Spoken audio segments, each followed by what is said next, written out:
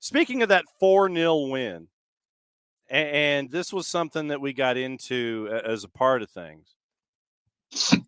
I do want to talk about the front office in Atlanta because I know that folks are interested in finding out details about 3 of the 5 candidates that are linked.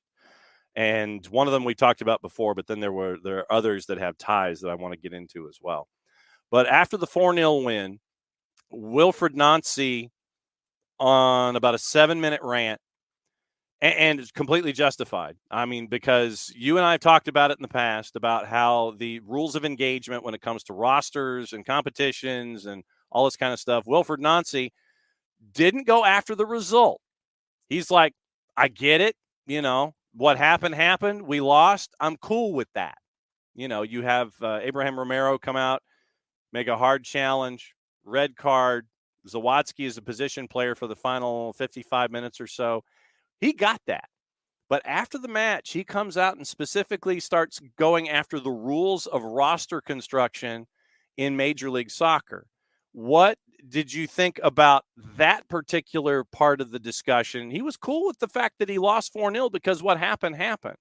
But what did you think about what he said after the match about how Major League Soccer constructs things on a weekly basis? I mean, it's tough. I think that he did it correctly. He did not go full Caleb Porter, which is always appreciated. He did it very methodically. There are some points that I understand, and I get where he's going to, what he's kind of approaching to. I don't think he was saying it in the sense of excusing, like you said, the loss of what happened. I think he's more thinking of the development of the league and that in the future there should be things that should be considered because he was put in a situation that was difficult, not as if ultimately it wasn't their fault, kind of, but in order to keep their mythology an ideology of the club on what it means to go from a second team to the first team. You got to earn it. It shouldn't just be like, I'm not going to sign you just because I need you for this game. And that's why it's so important for me to be able to just have this temporary contracts, because I don't want to just sign a kid that's not ready. Because what type of message does that send? I like that. And I thought he explained it well. I don't see it as a guy that's out there crying about it like a lot of fans took it, because he didn't sound like that. And I just think he wants what's best for MLS moving forward, and what's best for these kids using tournaments like Leagues Cup, like even a friendly against what was it, Aston Villa. Yeah. Things like that to just get you experience, get you out there, get you developed. And so in conclusion, I think that there were a lot of points that he made that are valid, but at the end of the day, decisions could have been made, and I'm not putting it just on him. Right. Those that are above him that understand these rules a lot better, that should be tallying exactly what's going on, could have done a little bit better to ensure that whether it was through the Olympic national team time, that certain elements were put into fruition so it wouldn't have counted as a temporary play for Columbus. Yeah. And they didn't. So there were just a lot of missteps from Columbus as an organization. But in terms of what Wilfred Nancy said, I think he has a lot of good points, and I think that will be taken into consideration in the future. Yeah, I think that if Major League Soccer kind of treated themselves more like the NBA, where you're cool with 10-day contracts, 14-day contracts, and you just kind of loosen your roster restrictions a little bit for Open Cup, for Leagues Cup, for these friendlies. So when you're chasing after championships or what have you, so you're not pinned into what we saw with Columbus, and not having a backup keeper from a keeper that was your third keeper to begin with, because your first keeper's on national team duty and your backup keeper's injured. So you've got to bring up the 3 and you don't have a 4. So, I mean, and he brought up his 4 previously, Stas Lapkus from Crew 2, and Yep. he couldn't do it anymore because of the restrictions that are there. So Mhm. I think that if common sense were to be applied, you would allot for more floating up and down of players from your second team and things like that. Because I know that I guarantee you that Brian Schmetzer would love to be able to use a guy like Paul Rothrock more in his early days than just sitting there calling him up and having him sit. Yeah. I mean, that's just me off the top of my head. No, and or you could add little, caveats, because I understand the players union and what the players union is trying to do, but making sure that these guys are not overused. And if you want them and you need them, then sign them to a contract so they're paid the correct wage for their efforts. But maybe having, little small writing about specific situations. Hey, if I got 6 guys called into U.S. national team duty and my goalkeeper's hurt and whatever, then you're allowed an extra one. So if you want to get down to like the nitty gritty and we're going to just, dot our I's and cross our T's, and that's what we're going to do with the current rules and regulations, then let's do that. Yeah. But there has to be some changes. So the soccer component doesn't hurt, the development component doesn't hurt, and everybody's happy. Exactly. Amen, brother. All right. So Garth Lagerwey and Carlos Bocanegra parted ways. And so now it is Garth's show. It is Garth and what he wants to do in putting a stamp on Atlanta United.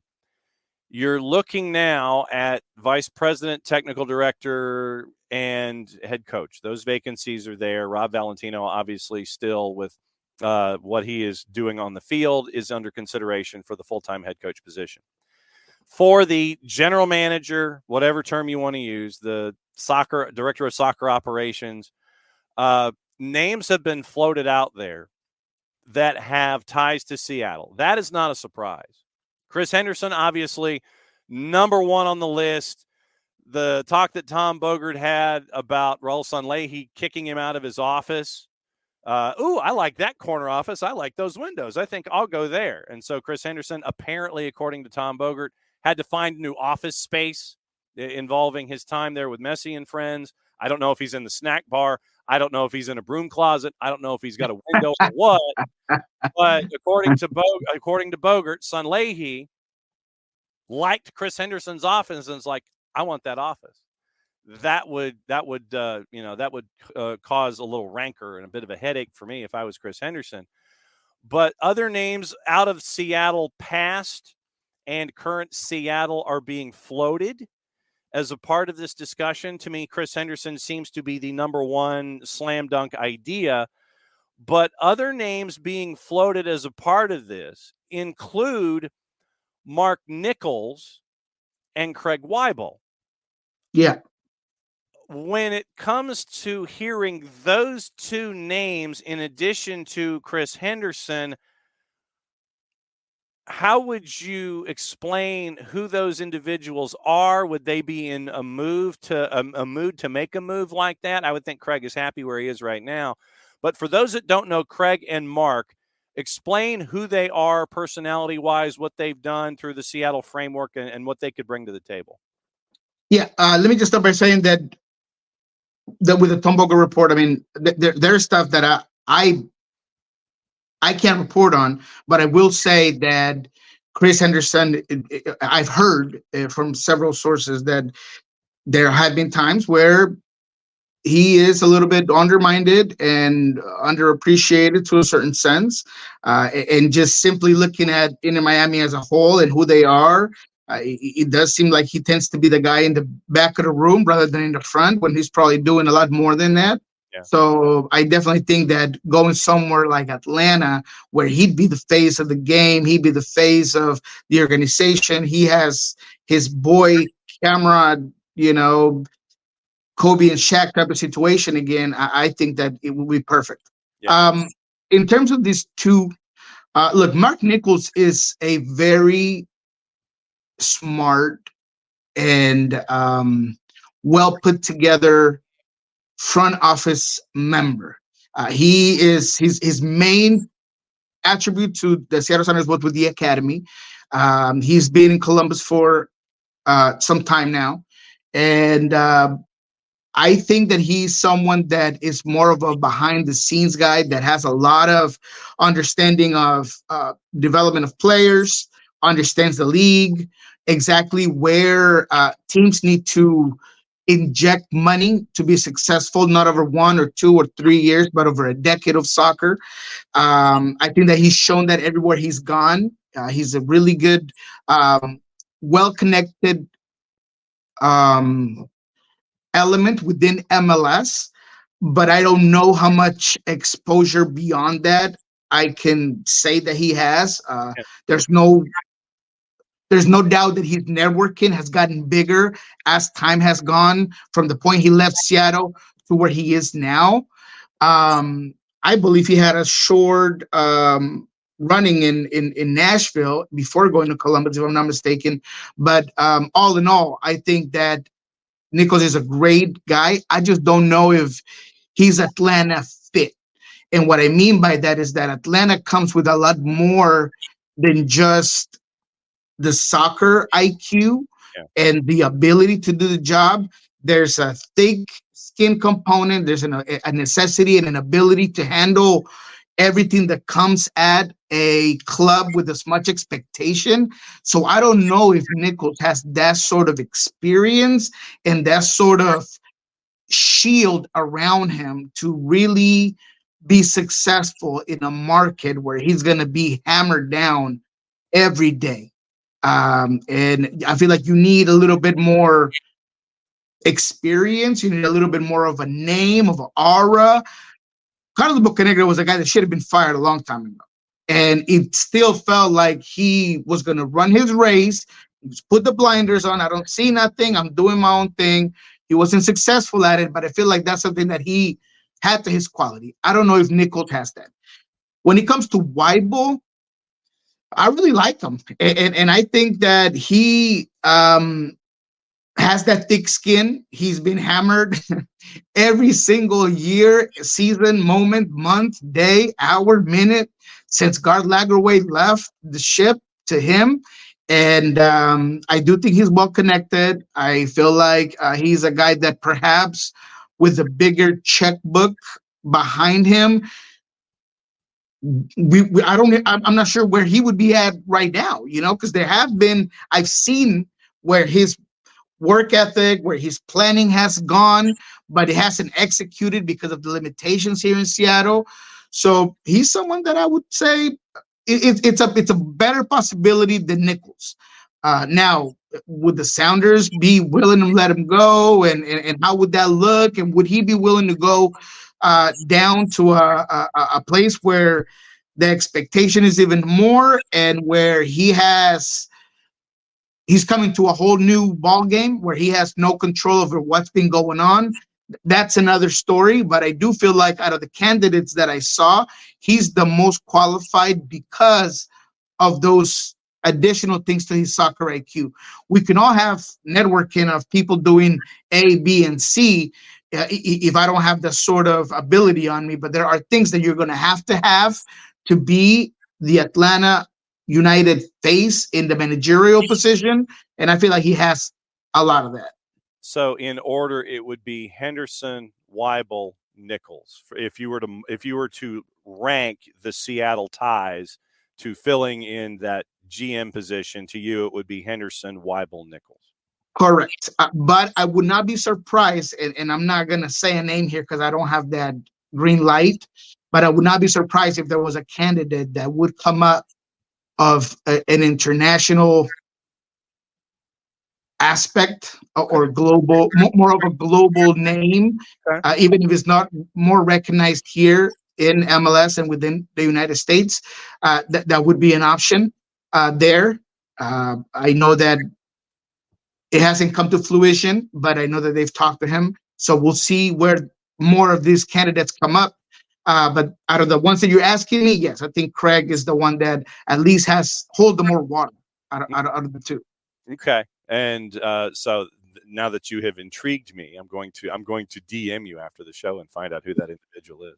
You know what time it is. It is time to play cliffhanger for yet another week, because all of these topics of conversation that we have leading up, it's like, man, we could go for like an hour and talk about things.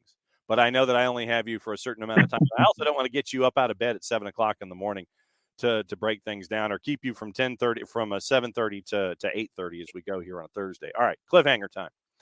And for those that might be catching us for the first time, what this is we go through all of the games on the weekend, and we give Niko the juice boxes that are attached to them, and we ask his opinions on what he thinks. And I think it is safe to say, Niko, to this point of the season, how well have you come out on the plus side with everything that you've done on Cliffhanger, do you think?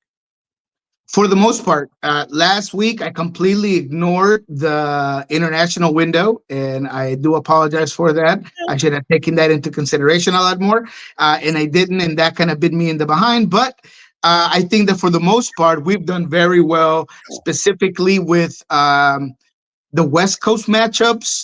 The total in goals, we've come up actually pretty nicely. I think that's where I've hit the most. Just kind of understanding the dynamic of certain teams playing each other. So yeah, I think we've done pretty well. All right, so it's time for a little bit of rivalry here on Cliffhanger, and I will save Atlanta and Nashville for last, because since that's where we're based. I'm just going to run through games, and if you're interested, just tell me to stop, and then we'll talk about it. CF Montreal and Charlotte. Charlotte on the road at Stade Saputo is a plus 142. I don't like that. I'm going to go draw at a plus 254.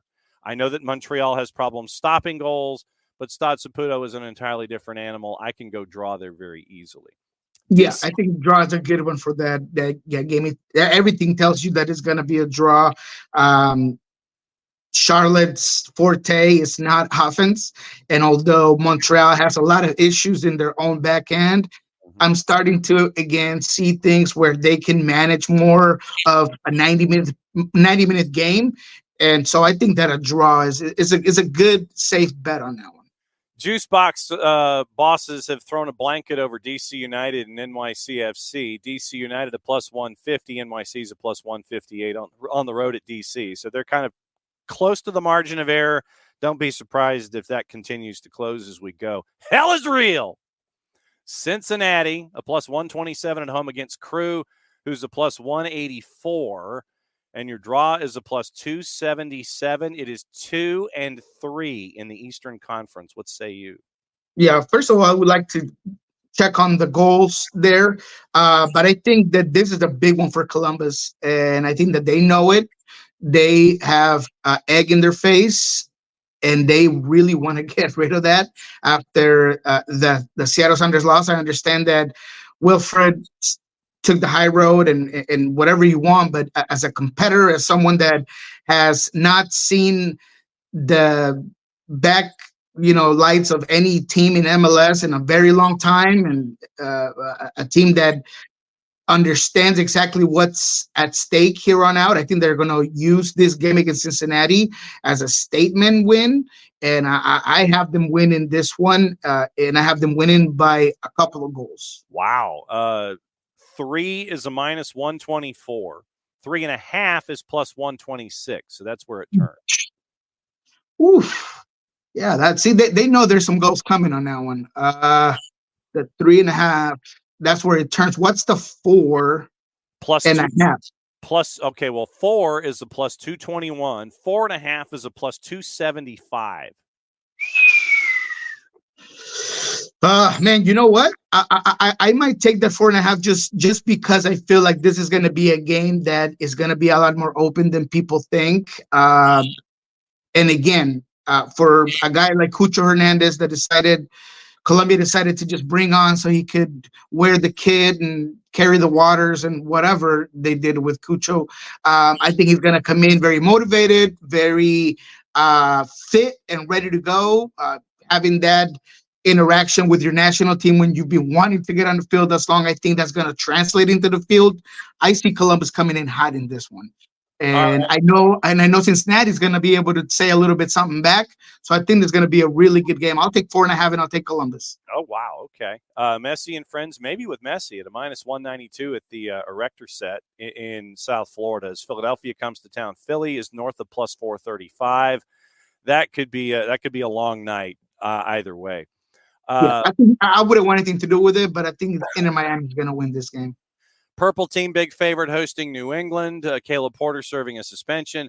Toronto on the minus side, hosting Austin FC. Fire is a plus 173 hosting Red Bulls. So Red Bulls are a road favorite going to Chicago at a plus 149. Houston on the minus side hosting RSL. RSL is a plus 258 on the road at Houston. I find that's an interesting one for me. Yeah, but Herschel's been a little bit of a hard team to decipher after the loss of Carlos Gomez and Chicho. And yeah, I don't know if I feel comfortable taking that RSL. What's the draw on that one? Draw is the plus 283. Yeah, I think a draw on that one would be a safe bet at 283. Absolutely. All caps on the plus side, barely hosting Minnesota United at plus 104. Rapids barely on the plus side at a plus 106, hosting Timbers at a plus 206. El Trafico, once again, juice box bosses have thrown a blanket over it. LAG a plus 150. And then the check the absences and who's going to be back, because last week, no Oliveira, no Bogush, and no Buanga for LAFC. We got to figure out who's back. But right now, LAFC is a plus 154. LAG is a plus 150. Woo. Yeah, that's a tough one. That's a tough one. I'm going goals on that one. I'm not touching 100%. I'm not touching anything when it comes to the game itself. If I do, it's going to be draw. 2.5 a minus 215. See, they think goals are going to be here, but wow, that changed in a hurry. 3.5 is a plus 117. 4 is a plus 192. 4.5 is a plus 260. Wow. 4.5 is a plus 260. Mm-hmm. 4. Oh my. 4 over at 4, maybe not quite. Yeah, I think I'll go over 4. I think 4.5 is good. And quite honestly, like you said, depending on who's back, I mean, LAFC is very tempting, and I know that the Galaxy have had something to say against LAFC, but man, the LA Galaxy has so many issues back there defensively, and they even struggle in the first line of midfielders are just holding back a team in transition like LAFC. Look, you know what? I'm gonna go on the side of LAFC. I'm gonna take LAFC and the 4.5 on that one. All right. Vancouver, big favorite, obviously hosting San Jose. Then your match, Seattle minus 167 on Sunday, and Sporting is a plus 413. No real surprise there. No. The Seattle Sounders, I think they are also unreliable, to be honest, even at home, even against a team like Sporting Kansas City. I would not put my juice box necessarily there because of obviously the minuses on that one. Right. I think a draw is somewhere where Sporting Kansas City could come and benefit out of a game that maybe they can slow down, make very uncomfortable. I think that there's been an improvement out of Sporting Kansas City, at least in the defensive side. So what's the draw on that one? Draw on that one is a plus 318. 318. Ooh. Mm-hmm. I like those numbers. I'm not gonna lie to you. Look, I know that Seattle's trending in the right direction, and I get it. And I understand that with Peppo starting to get some minutes, things can come about. But I'm still not 100% sold on the team. I think that for my money, I think a draw would not be bad on that one. Okay, because then you've got a quick turn like everybody else, and then you're playing San Jose in the midweek at home. So you got that to take care of. Last one on the board for us, Atlanta, Nashville. Atlanta's a big favorite at a minus 152. Nashville's a plus 360.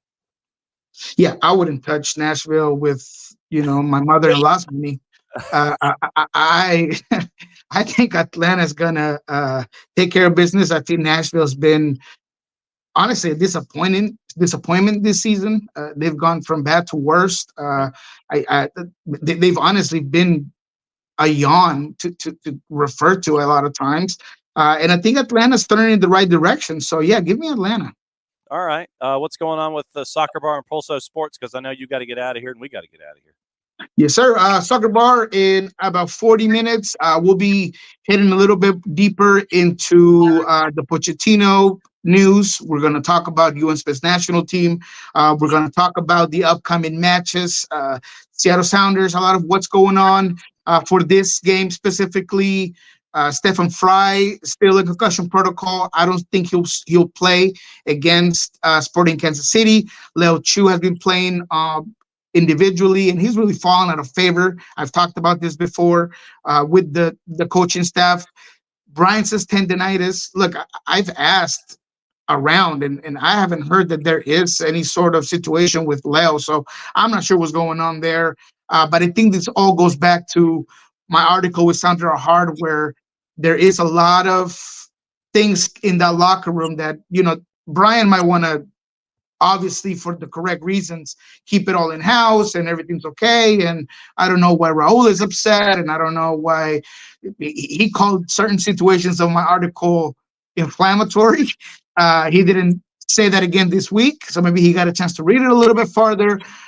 But again, when I come with a story that I've worked this long, I do my job sourcing it. I'm not going to put my reputation, Sandra's reputation on the line for gossip. And when I say that I have multiple sources on those locker room issues, I don't mean 1, 2, 3, 4. I mean beyond that. So there's definitely a lot going on in the locker room. We'll see how that plays out. But we'll talk about that as well in Soccer Bar. Pulso Sports will have everything that goes on today in training. On Sunday, I will not be at the game, but we will have one of our reporters there. It's my birthday on Monday, so I have the weekend off. So I won't be at the game, but I will have a reporter there that's going to bring you guys everything that happened after the game in the Sporting Kansas City Sounders game. So you turn 25 on Monday. I see how this plays. Yeah, that's right, 26. There you go. Early birthday, early happy birthday from all of us. We love you very much, and enjoy your weekend. We'll catch up with you because we will have 2 games to talk about when you come back on very little sleep next Thursday as we break things down, as always. Great to see you, my friend. Thanks for all the intel and all the insight. We'll catch up with you soon. No problem, my friend. I'll make sure to bring the 20-ouncer for our next show because it will be a long one. You ain't kidding, brother. All right, enjoy it. We'll catch up next time. Thank you, guys.